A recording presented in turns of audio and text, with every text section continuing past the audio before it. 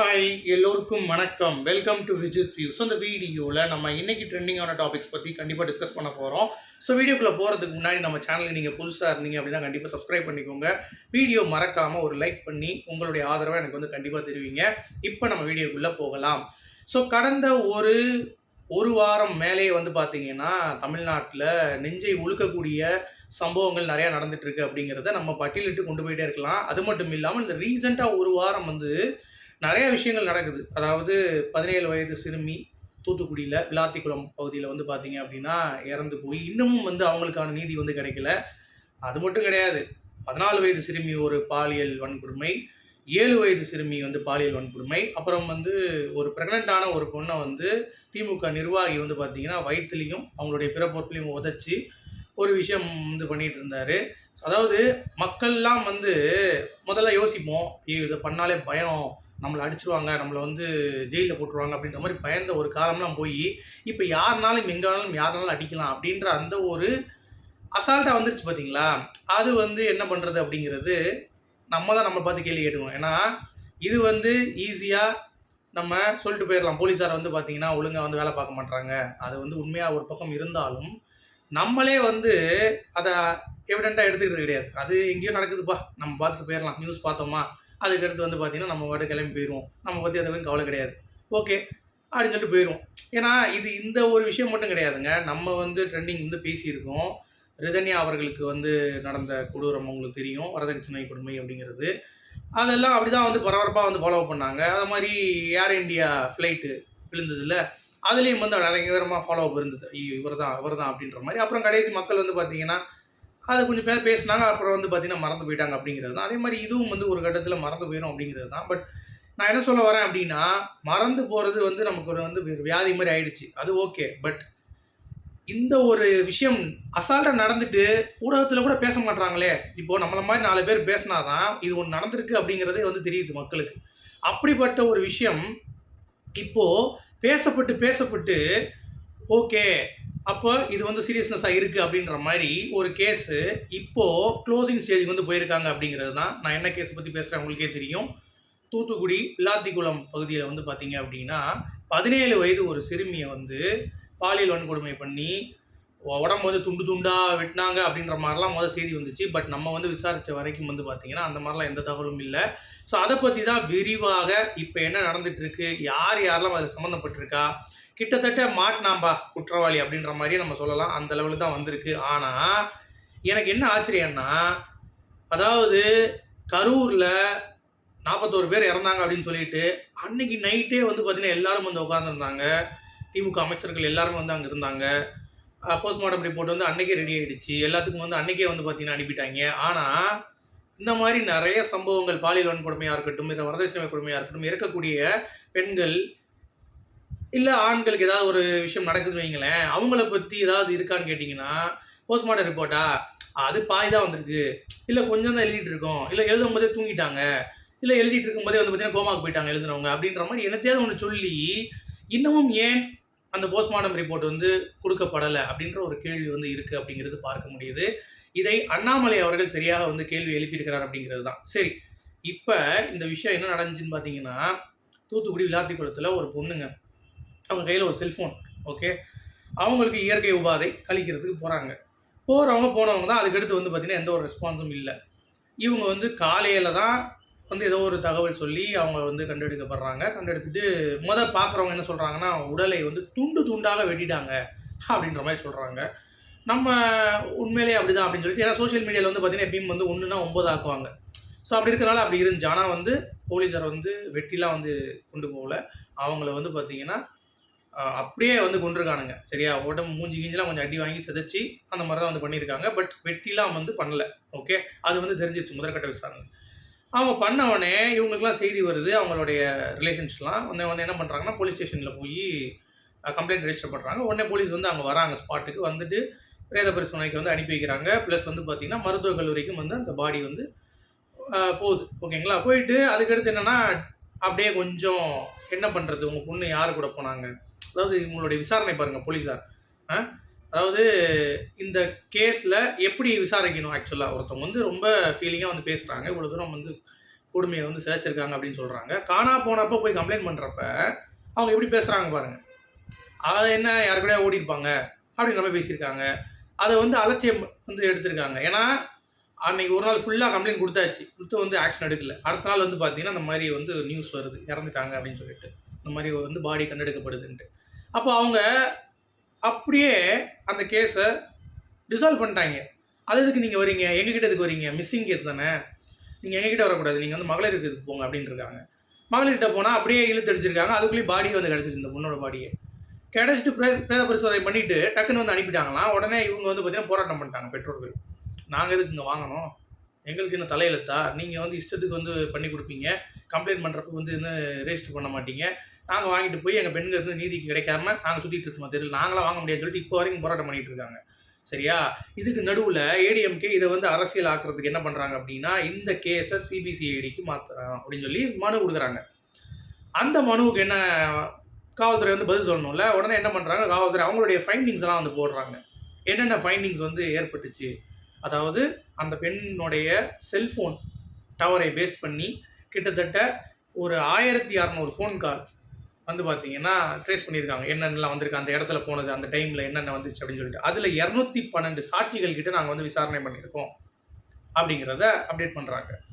எனக்கு ரொம்ப ஆச்சரியமாக இருந்தது. அதுலேயும் வந்து பார்த்தீங்கன்னா 10 தனிப்படை அமைச்சிருக்கோம், விசாரணை பண்ணியிருக்கோம். அவங்களுடைய உறவினர்கள், அந்த பெண்ணுடைய நண்பர்கள் எல்லாருக்கிட்டையும் வந்து சுற்றி விசாரிச்சிருக்கோம். யார் யாரெல்லாம், அவங்கள மட்டும் கிடையாது.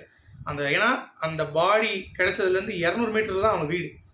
ஸோ அப்படி இருக்கும் பொழுது க்ளோஸாக இருக்கிறவங்க தான் எவ்வளோ பண்ணியிருக்கான் அப்படிங்கிறதையும் வந்து கணிச்சிட்டாங்க. ஓகேங்களா? ஸோ இவ்வளோ தூரம் ஃபைண்டிங்ஸ் வந்து கொடுத்த உடனே நீதிபதிகள் வந்து பார்த்தீங்கன்னா ஓகே, பட் நீங்கள் ஏன் இவங்க கம்ப்ளைண்ட் பண்ண ரெஜிஸ்டர் பண்ணல, ஏன் ஆக்ஷன் எடுக்கல அப்படின்னு சொல்லி கேட்டதுக்கு, அந்த மாதிரி ஏதாவது பண்ணிங்கன்னா காவல்துறை மேலே பயங்கரமாக நடவடிக்கை எடுக்கப்படும், உங்களுக்கு ஏப்ரல் 2 வரைக்கும் முழுசாக எங்களுக்கு வந்து சப்மிட் பண்ணணும் அப்படின்ற மாதிரி வந்து சொல்லிட்டாங்க. ஓகே, இதுதான் வந்து கோர்ட்லேருந்து வந்த ஒரு அப்டேட். இப்போது அண்ணாமலை அமைச்சர் இருக்கார்ல, அவர் ஒரு கேள்வி கேட்டிருக்காப்புல. நம்ம அண்ணாமலை பாஜகவுடைய முன்னாள் தலைவர். ஓகே, இப்போ வந்து ஒரு கேள்வி கேட்குறேன், நடுங்கி போயிட்டாங்க.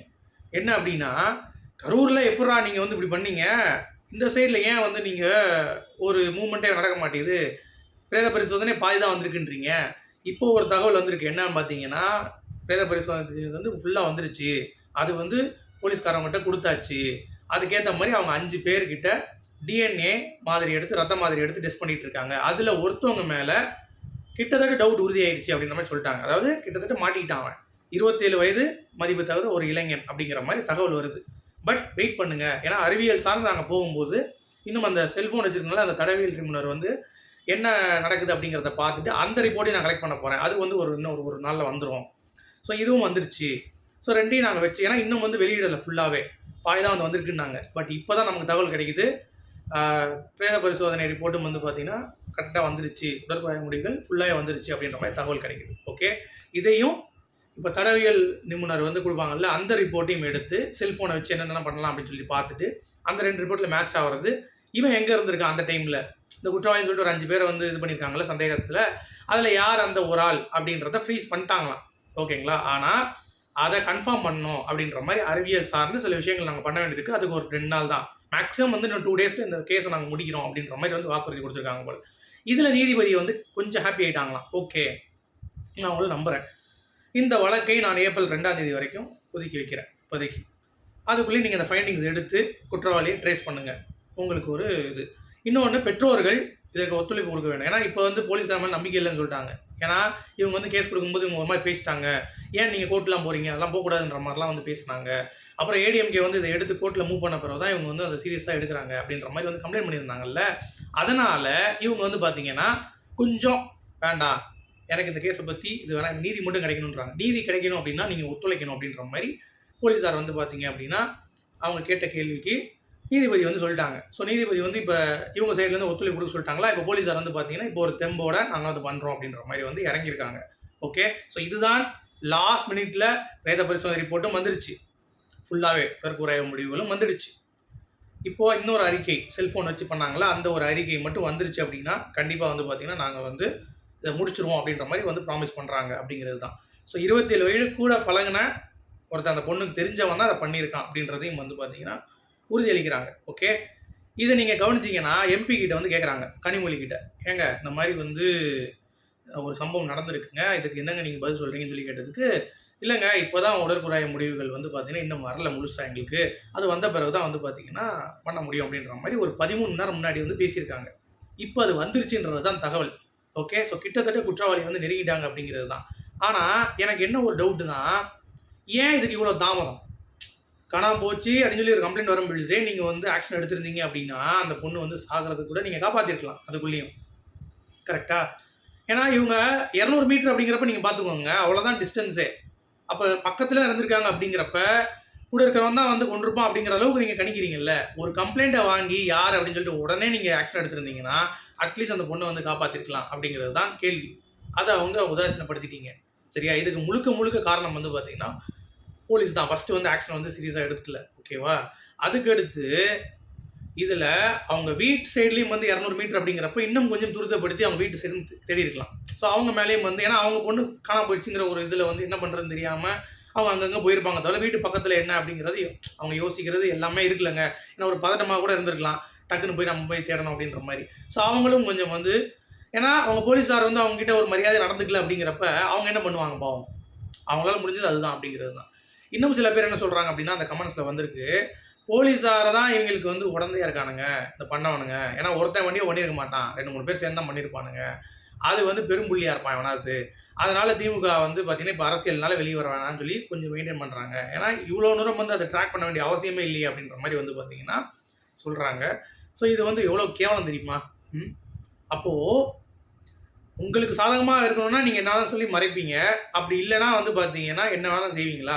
கண்டிப்பா இதற்கான நீதி வேணும். அந்த பெண்ணுக்கு வந்து பார்த்தீங்கன்னா, தகுந்த நீதி கிடைக்கும் அப்படின்ற நம்பிக்கை எனக்கு இருக்கு அப்படிங்கிறது தான். ஏன்னா, இதே மாரி இந்த கேஸ் மட்டும் இல்லங்க. ஸ்ரீமதி கேஸா இருக்கட்டும், ரிதன்யா அவர்களுடைய கேஸா இருக்கட்டும், இது வரைக்குமே இழுபறியா தான் இருக்கு. சரிங்களா?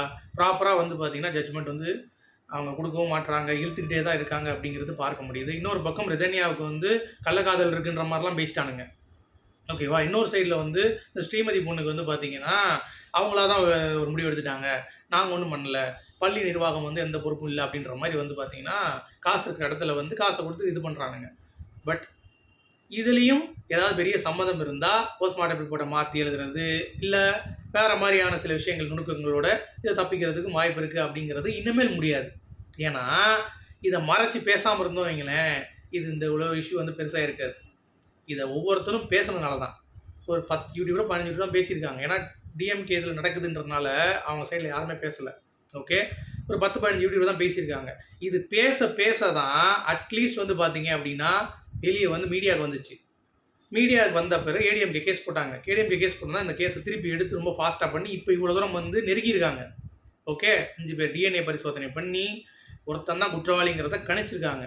இவன் தான் அப்படின்றத. இன்னும் ஒரு 2 டேஸ்க்குள்ள மேக்ஸிமம் கன்ஃபார்ம் பண்ணிருவேன்ற மாரி ஒரு அறிவிப்பே வந்து விட்டுருக்காங்க. அப்படிங்கிறப்ப, இதற்கு வெற்றி யாருக்கு?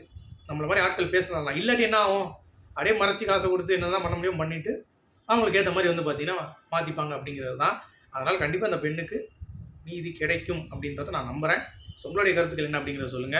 பேக் டு பேக் நம்மளுடைய இந்த மாரி ஏதாவது விஷயங்கள் வந்துச்சுன்னா, கண்டிப்பா நான் பேசுறேன் அப்படிங்கிறத சொல்லிட்டு, கண்டிப்பா சப்போர்ட் பண்ணுங்க. மீண்டும் சந்திப்போம்.